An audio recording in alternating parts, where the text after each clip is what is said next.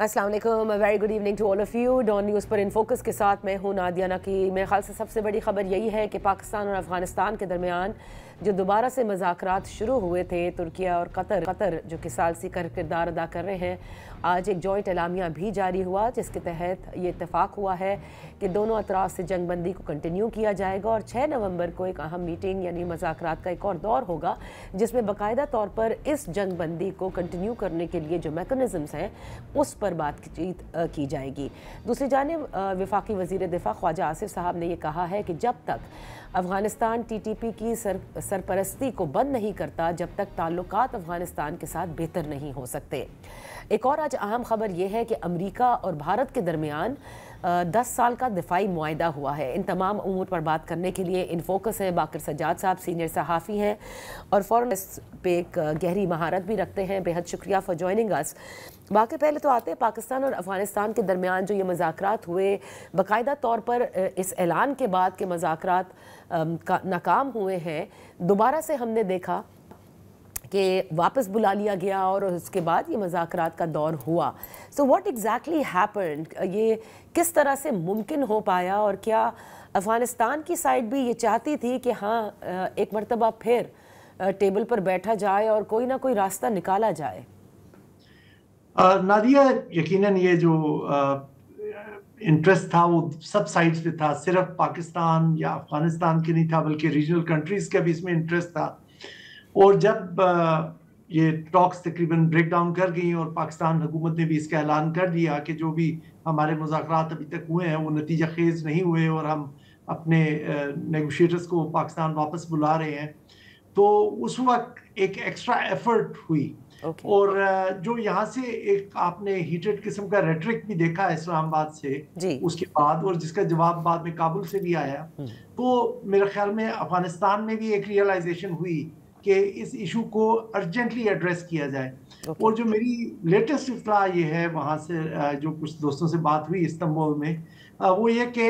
United states ने भी इसमें इंटरवीन किया, डायरेक्टली नहीं पाकिस्तान या अफगानिस्तान के साथ नहीं, लेकिन कतरियों के साथ उन्होंने और उनके थ्रू कुछ मैसेजिंग की है कि ताकि ये मसला हल हो और ये मजीद बढ़ाव की तरफ चीज़ ना जाए। लेकिन अगर हम उसकी तरफ आए, अपना जो एग्रीमेंट हुआ है जिसके बारे में काफ़ी एक हाइप हम देख रहे हैं पाकिस्तान में और शायद उधर भी वेलकम किया जा रहा है अफगानिस्तान में,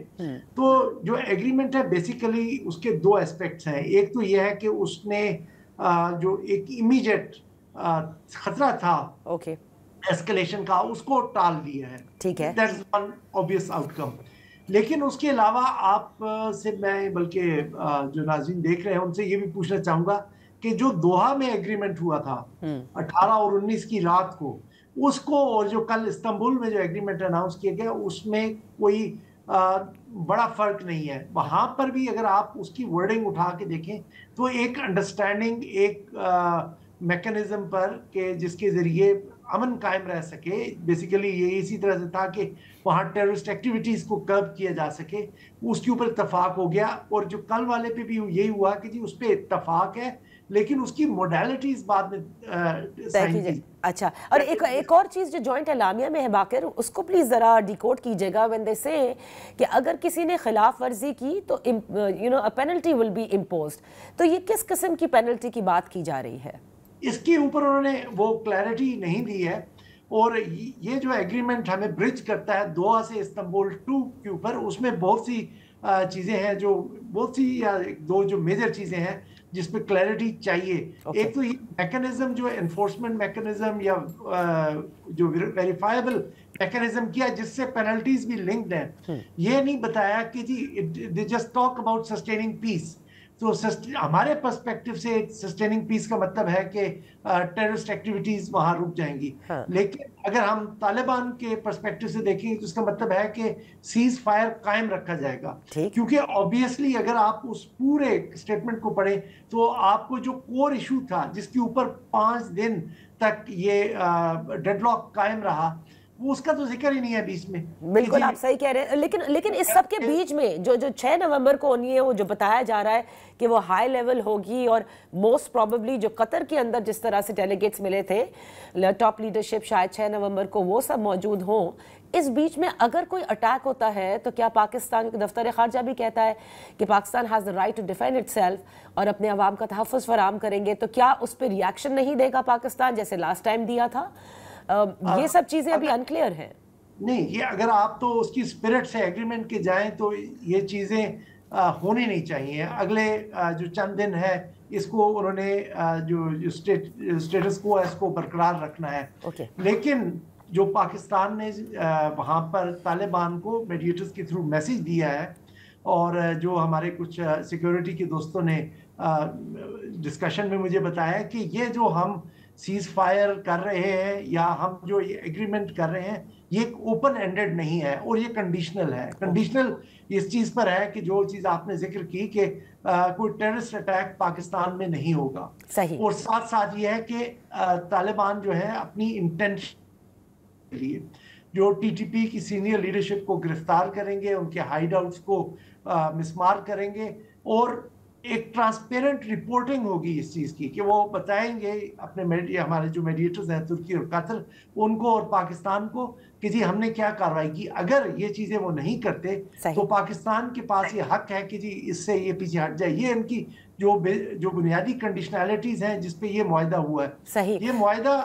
اگر میں just to put it in simple way, یہ وہ جو ایک پریشر بن گیا تھا یا جو اس امپریشن کی وجہ سے کہ ایک ڈیڈ لاک ہو گیا, اس کو اوور کم کرنے کے لیے انہوں نے ایگریمنٹ کیا ہے. میں اس کو جسٹ ایز اے برج دیکھ رہا ہوں کہ جو دوحہ میں انڈرسٹینڈنگ ہے اور another meeting of probably defense ministers, اگرچہ انہوں نے صرف پرنسپلز کا ذکر کیا ہے تو پرنسپل اس میں ڈیفنس منسٹرز ہی شاید بنیں گے, تو وہ دوبارہ سے جب تک ملتے ہیں تب تک کے درمیان انہوں نے ایک انٹرم ارینجمنٹ کیا. اوکے, نا دیر آر ٹو تھنگز جو کہ میں آپ سے پوچھنا چاہتی ہوں. ایک تو یہ ہے کہ یہ جو مذاکرات اس وقت استنبول میں ہو رہے تھے اور اتنے دن جاری رہے اور ٹو اینڈ فرو ہوتا رہا, تو جو 3 گروپس سامنے آئے کہ جس میں قندھار بھی ہے, خوست بھی ہے اور کابل بھی ہے, تو ان تینوں کی الائنمنٹ کتنی امپورٹنٹ ہے کہ پاکستان اور افغانستان کے جو مذاکرات ہیں وہ کامیاب ہو جائیں؟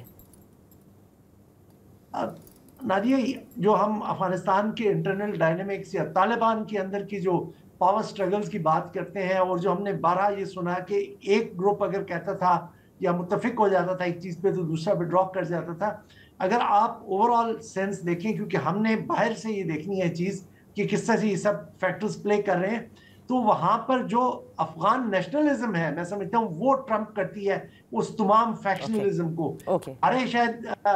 ہم اپنی مطلب اس چیز کو کمپلیکیٹ کر دیتے ہیں جب ہم یہ بات کرتے ہیں خوست فیکشن نے یہ کہا, قندھار نے کہا, لیکن آپ دیکھیں کہ جب سے طالبان آئے جو ہماری بنیادی ایکسپیکٹیشنز تھیں, اگرچہ اس فیکشنلزم پہلے سے ایگزسٹ بھی کرتا ہے لیکن ایک انہوں نے یونیفائڈ ایک وہاں اسٹرکچر تو رکھا ہوا ہے, لیکن جو ہماری بنیادی ایکسپیکٹیشنز تھی جیسے بارڈر کے ایشو کو ریزالو کرنا یا ٹیررزم کو ایڈریس کرنا, اس کانفلکٹ کے سٹیج پہ آنے سے پہلے بھی تو کبھی نہیں ایڈریس ہوا. وہ اس کی بنیادی وجہ یہ تھی کہ وہاں جو نیشنلزم ہے وہ ان کے ہاتھ باندھے ہوئی ہے, اس نے وہ ان کو اس پہ کام نہیں کرنے دے رہی. اور یہ جو بارڈر کا جو فائنل آپ نے سٹیٹس ایکسیپٹ کرنا ہے یا ٹی ٹی پی کو ایلیمینیٹ کرنا ہے. اوکے, تو اچھا اب ایک اور چیز ہے کہ امریکہ کا آپ نے کہا کہ آپ کے ذرائع نے بتایا کہ قطریز کی بات ہوئی اور اس کے بعد پھر انہوں نے انٹروین کیا تھرو قطر. اس کے بعد کیا پاکستان کا سٹانس کسی حد تک آپ کو لگتا ہے از سافنڈ؟ بیکاز ابھی تک جس طرح سے آپ نے اس ریٹرک کا بھی ذکر کیا اور دوسری طرف آپ نے بڑی ہیٹڈ سٹیٹمنٹس بھی دیکھی خواجہ آصف کی جانب سے بھی, اور یہ ہم کہتے آئے ہیں کہ it's going to be now اور نیور, کہ یا تو آپ ایکشن لیں گے ورنہ پھر دیر از نو موونگ فارورڈ. آپ یہ تو نہیں کہہ سکتے کہ پاکستان کی جو پوزیشن ہے وہ سافن ہوئی ہے. پاکستان اپنے اسٹانس پہ قائم ہے, لیکن پاکستان نے ایک فلیکسیبلٹی دکھائی ہے کہ ہم اس سچویشن کو پاز کر لیتے ہیں اور مزید ڈیلیبریٹ کر لیتے ہیں. جو آپ کے جو نیگوشیٹرز ہیں وہ واپس جا کے اپنے پرنسپلز کے ساتھ ڈسکس کریں, ان کو بریف کریں, اور جو ٹیکنیکل ڈسکشنز ہیں ان کو ہم اگلے سیشن میں جب وہ دوبارہ 6 نومبر کو ملیں گے تو وہاں سے, کیونکہ ان کے پاس اتھارٹی بھی زیادہ ہوگی اور وہ کسی کے مرہون منت نہیں ہوں گے اور وہاں پر فیصلے لے سکیں گے, تو اس کے لیے میرے خیال میں پاکستان نے یہ فلیکسیبلٹی دکھائی. اور اس طرح کی ایک جو اسٹیٹمنٹ پہ ایگری کر گئے کہ ہم اس سیز فائر کو ایکسٹینڈ کرتے ہیں، اور وہ دوبارہ سے